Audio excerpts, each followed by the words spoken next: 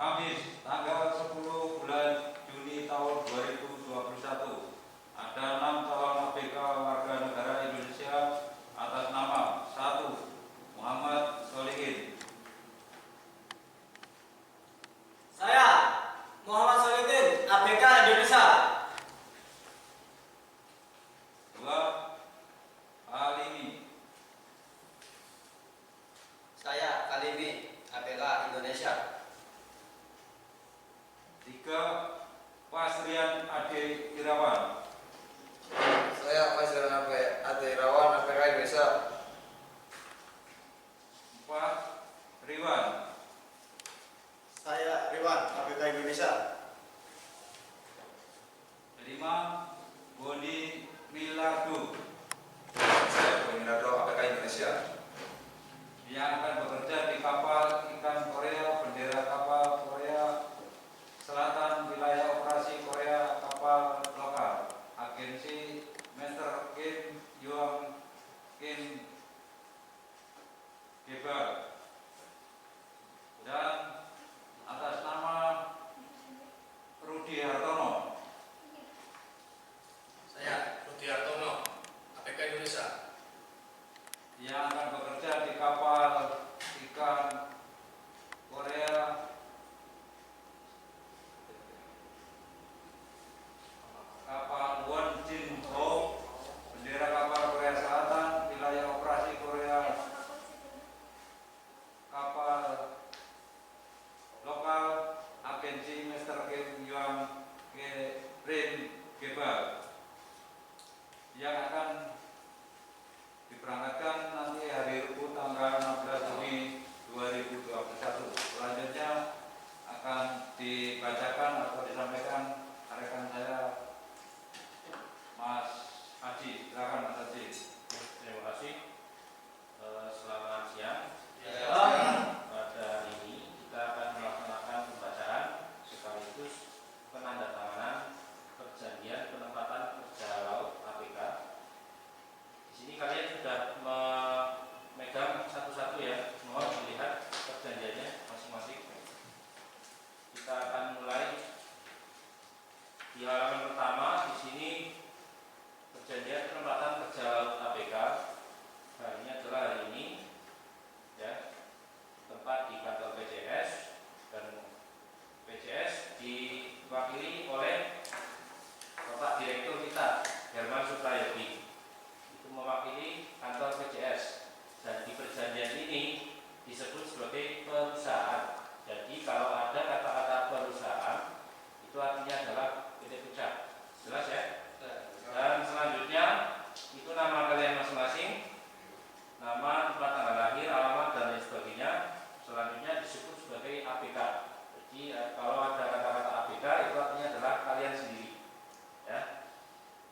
Di sini kita sepakat untuk melaksanakan perjanjian dengan ketentuan sebagai berikut. Pasal 1, ketentuan umum.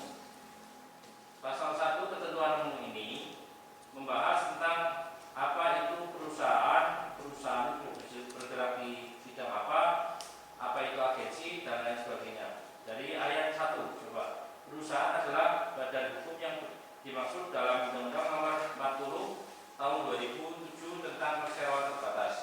Ini artinya PT Puncak Jaya Samudra adalah perusahaan yang sudah berbadan hukum, dan lagi perusahaan ini sudah memiliki simpang, artinya terdaftar secara resmi di dalam pemerintahan Indonesia. Ya. Yang kedua, perusahaan dalam hal ini merupakan badan usaha bergerak pada bidang dasar penyalur ABK. Ini yang perlu dipahami. Kami bergerak di bidang menyalurkan ABK. Jadi kami menyalurkan ABK warga negara Indonesia ke agensi Korea atau agensi yang lain untuk ditempatkan di kapal milik pemilik kapal. Maka yang memakai tenaga kalian adalah pemilik kapal, ya. Pemilik kapal yang memakai tenaga kalian, yang membutuhkan tenaga kalian, sehingga yang berkewajiban nantinya untuk membayarkan gaji di sini adalah pemilik kapal. Itu jelas, ya. Selanjutnya 3 agensi. Agensi di sini adalah perseorangan atau perkumpulan atau badan hukum bergerak di wilayah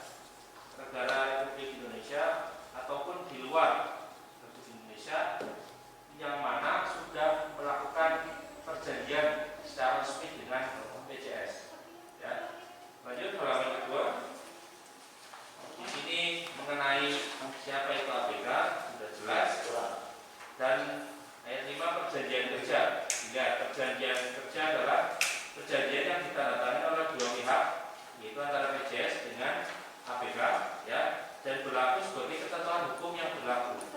Ini artinya cara kerja kalian di kapal, cara penyelesaian masalah kalian di kapal adalah berdasarkan PKN ini. Ya, maka tolong jangan bilang PKN itu, tolong dirawat sebaik mungkin. Jelas ya.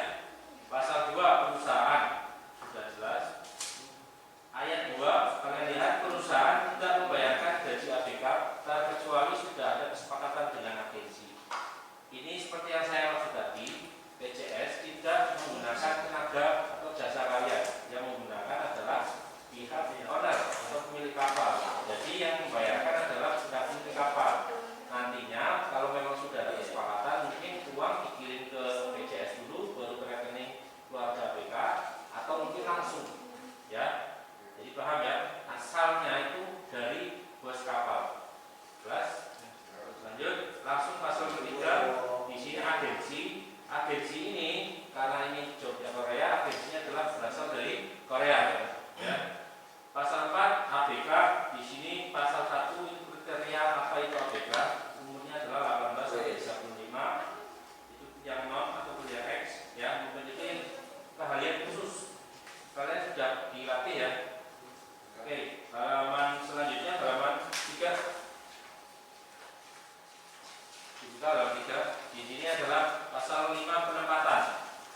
Kami sangat menghargai transparansi atau keterbukaan. Itulah kenapa di dalam perjanjian ini kami sertakan selengkap-lengkapnya data dari agensi ataupun owner ke bos kapal, sehingga para ABK bisa benar-benar mengetahui siapa bos kapal mereka, siapa agensi mereka. Di situ jelas. Itu juga ada tujuan penerbangan, tanggal penerbangan, jelas ya. Lanjut pasal 6. Ini yang harus kalian cermati, tanggung jawab ABK. Yang pertama, ABK wajib mematuhi peraturan kapal dan atau peraturan yang dibuat oleh kapten kapal. Yang berwenang di dalam kapal atau di kapal, di atas kapal adalah kapten. Kapten adalah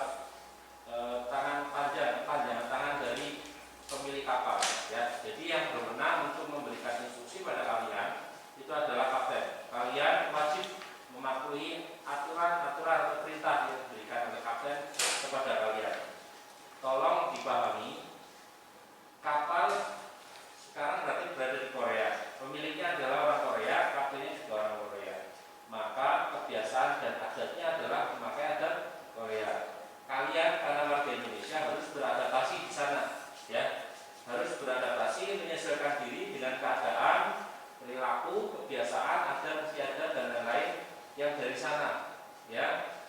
Di sana kalau memang kalian salah dan ditegur, kadang memang menggunakan verbal atau omongan, ya, disampaikan. Tapi kadang orang Korea itu sudah terbiasa seperti noyok kepala, itu sudah biasa. Jadi jangan kaget, ya. Jangan sampai kaget, langsung emosi. Jangan, karena itu memang sudah bagian tradisi di sana, kebudayaan di sana. Jadi kuncinya adalah kalian jangan melakukan kesalahan. Kalau nggak salah, nggak mungkin ada teguran. Jelas? Jelas ya.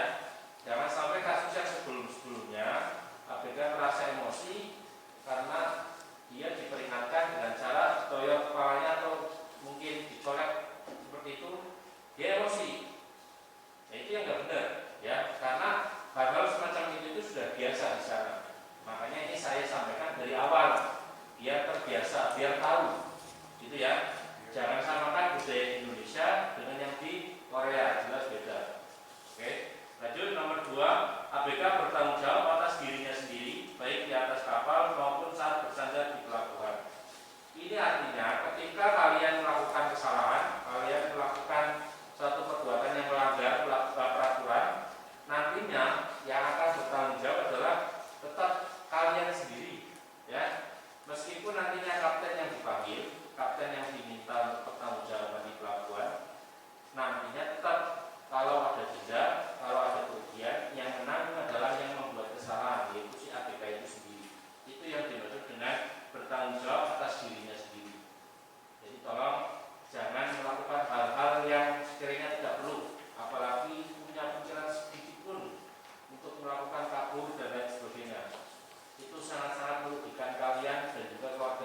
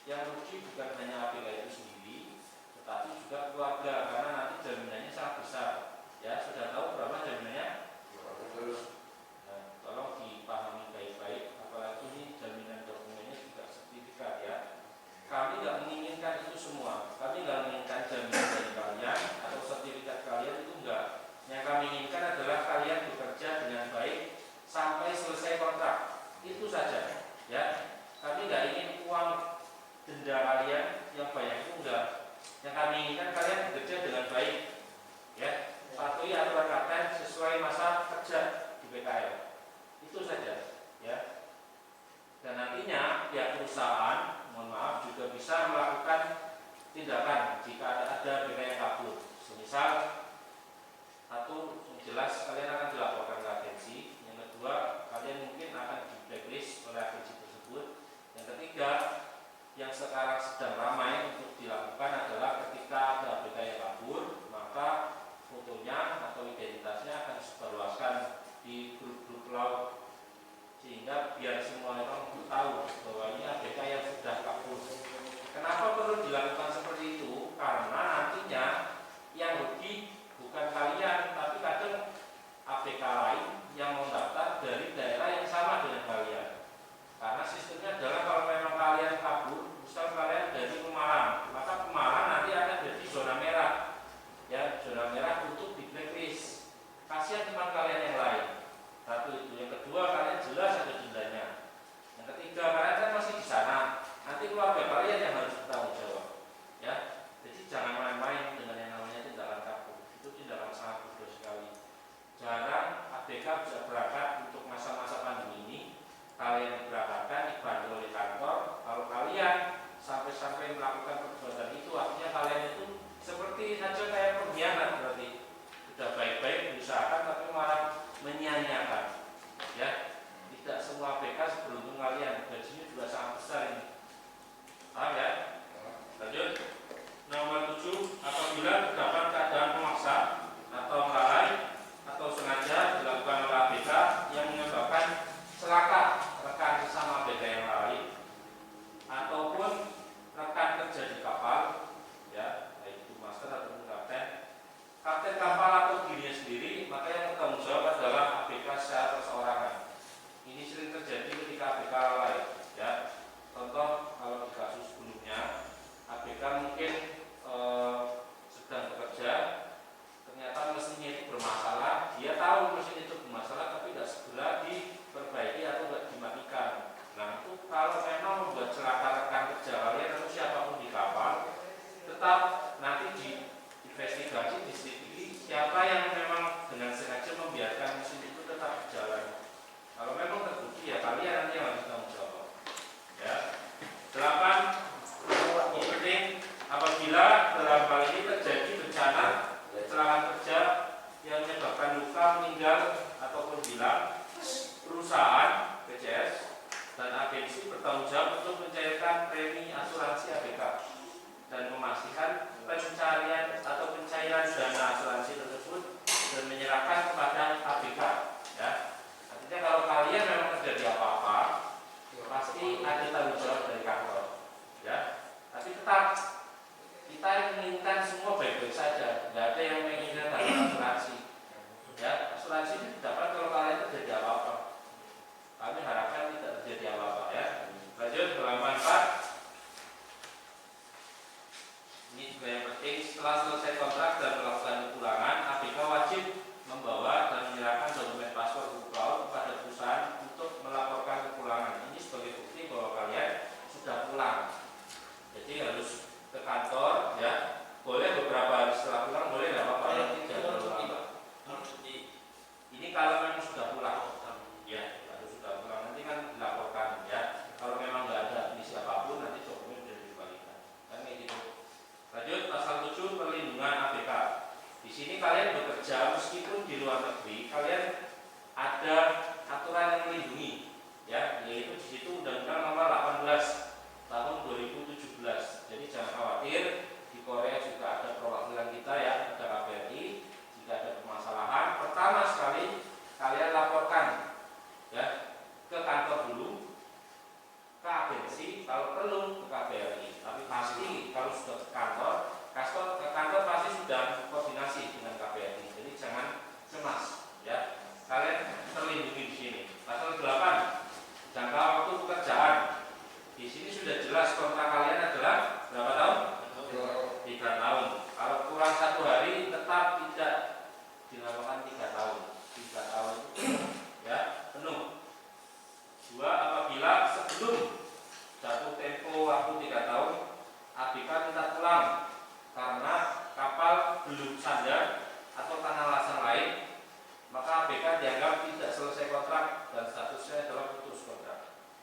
Ini maksudnya adalah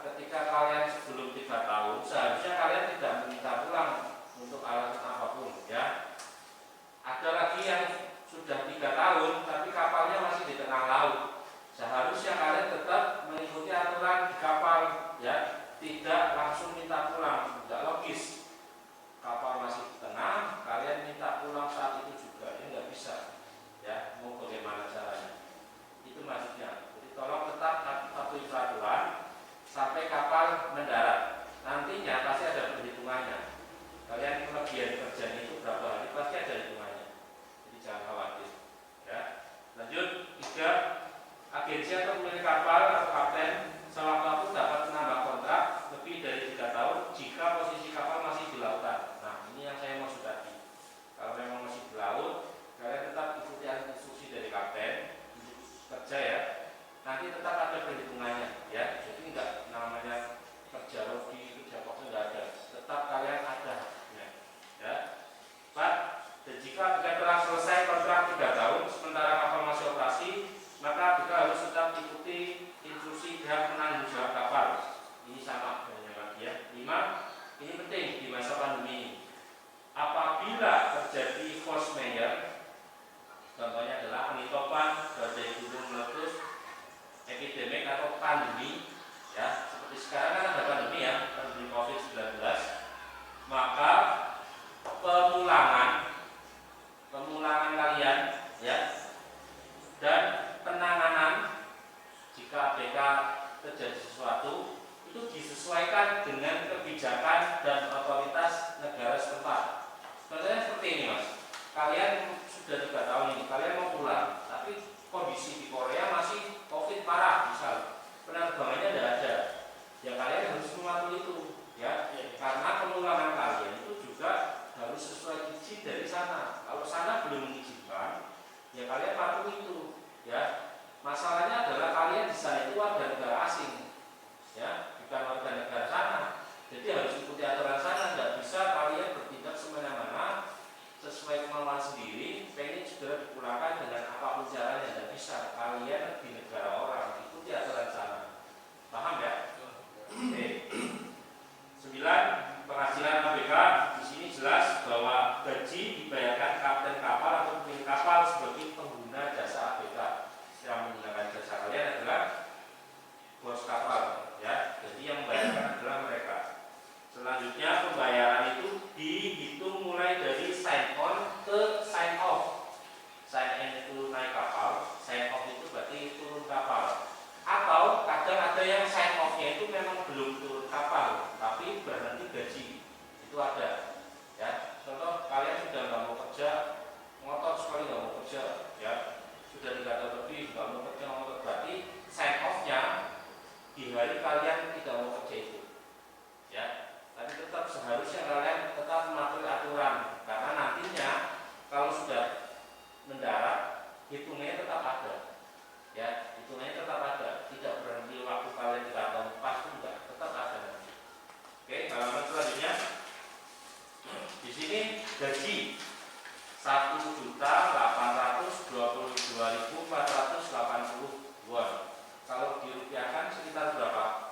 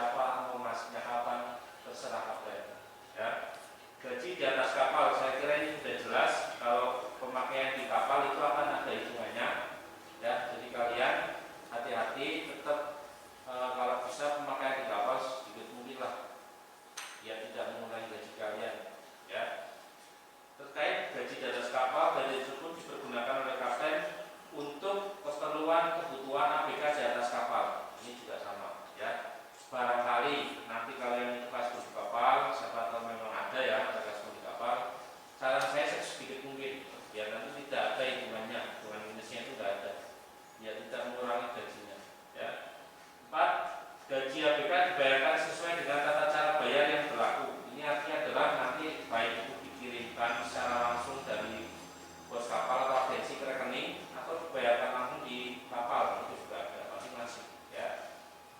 Pasal 10 di sini jam kerja. Ini yang sangat-sangat harus dipahami. Kalian kerja sebagai ABK, ABK kapal ikan ya. Bekerjanya adalah ketika ada ikan ya. Ketika ikan sedang banyak-banyaknya, apa yang akan kapten lakukan? Kapten akan mempekerjakan kalian ya dengan sistemnya adalah shifting atau pergantian jam kerja. Biasanya nanti umumnya adalah 10 jam bekerja, 10 jam. Setelah itu kalau memang ikan sedang banyak biasanya bisa lebih, biasanya sampai 14 jam. Tapi biasanya nanti kapten akan ngasih waktu istirahat ekstra untuk ABK itu. Jadi nanti gantian dengan ABK yang lain, muter seperti itu ya. Tolong dipahami bahwa wajar ketika ikan sedang banyak, berarti kalian kerjanya lebih banyak dari sebelumnya. Itu memang wajar seperti itu ya. Yang terpenting adalah kapten tetap akan ngasih kalian waktu istirahat tambahan, itu jelas ya. Dan juga ingat-ingat kalau memang nggak ada ikan ya kalian kerja bersih-bersih kapal, merapikan kapal gitu ya. Jadi saya kira sebanding ya dengan gaji sebesar ini. Dan kalau memang nggak ada ikan pun kalian akan kerjanya merapikan kapal atau rapi-rapi bersih-bersih kapal kok. Jadi kalau sedang ada ikan banyak, tetap lakukan perintah dari kapten. Saya percaya kapten itu orang yang bukan ecek-ecek ya, orang yang sudah bersertifikat, punya skill yang tinggi, jadi tahu cara mengatur jam kerja ABK ya. Tolong diperhatikan itu. Selanjutnya pembayaran gaji. Di sini pembayaran gaji adalah dari pos kapal ke agensi, agensi ke PJS, PJS ke rekening. Bisa seperti itu atau dari agensi langsung ke rekening keluarga, itu juga bisa ya, disesuaikan. Yang lain-lain saya kira cukup. Lanjut ke halaman 6. Kalian baca dulu pasal 12 ya, pelanggaran dan sanksi ABK. Kita mulai dari yang pertama. Simpel saja, ini kalau melakukan perbuatan kriminal itu sudah jelas dilarang ya, baik itu mabuk-mabukan, berkelahi, itu jelas tidak boleh. 2, tidak bisa melakukan pekerjaan lagi akibat perbuatan sendiri atau sengaja. Contoh ini nomor 2, kalau kalian mungkin sedang bermain lah dengan teman-teman ya, kalian nanti cedera misalkan, nah, itu kan berarti kan tidak bisa bekerja karena kelalaian kalian sendiri ya, itu juga ikutnya pelanggaran, ada sanksinya. 3, tidak bisa bekerja dengan baik sesuai instruksi atau perintah dari kapten. Ini artinya kapten nyuruhnya apa, kalian malah melakukannya apa, atau kalian malah tidak bisa memenuhi ekspektasi atau tuntutan dari kapten, itu juga ada sanksinya, itu pelanggaran juga ya. 4, melakukan kerusakan di kapal, baik itu alat pancing, baik itu alat-alat yang ada di atas kapal, itu juga tetap ada sanksinya ya.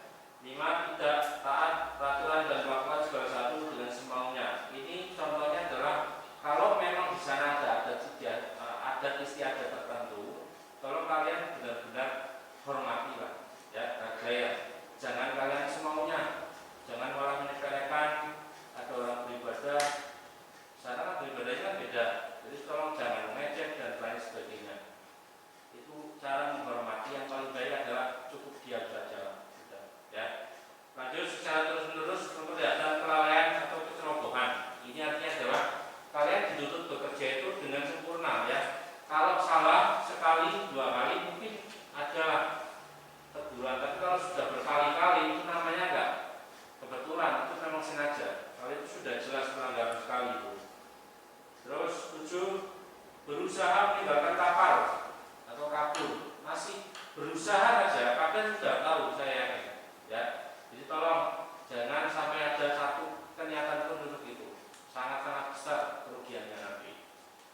Terus membawa narkoba, alkohol, senjata yang mematikan, senjata tajam, barang berbahaya ke kapal, itu juga tidak boleh. Di sana ketat sekali. 9, mabuk.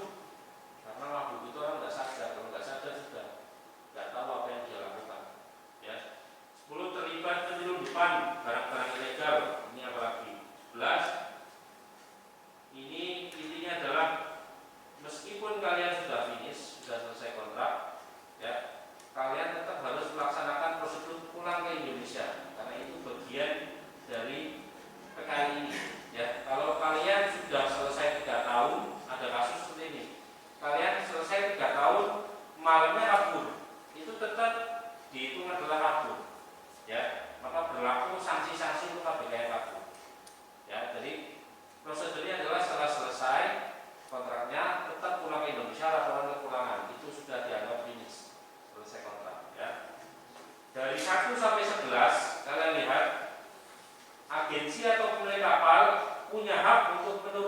gaji ABK, memulangkan ABK ataupun memutuskan status kepulangannya menjadi putus kontrak.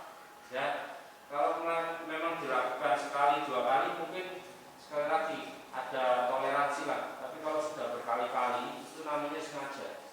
Ya, kalian bisa kehilangan kesempatan kalian untuk digaji dengan besar seperti itu. Paham ya? Halaman pemulangan atas permintaan ABK.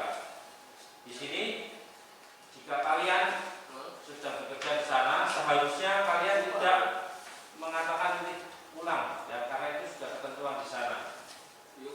Kalian sudah dikasih tahu mengenai masa kontrak kerjanya adalah 3 tahun, maka tolong dipatuhi baik-baik. Pasal 14 kalian lihat. Nah, ini yang sering jadi pertanyaan banyak ABK ini. ABK tidak bisa melakukan pindah kapal selama prosedur 3 tahun belum berakhir. Kurang dari 3 tahun juga belum bisa.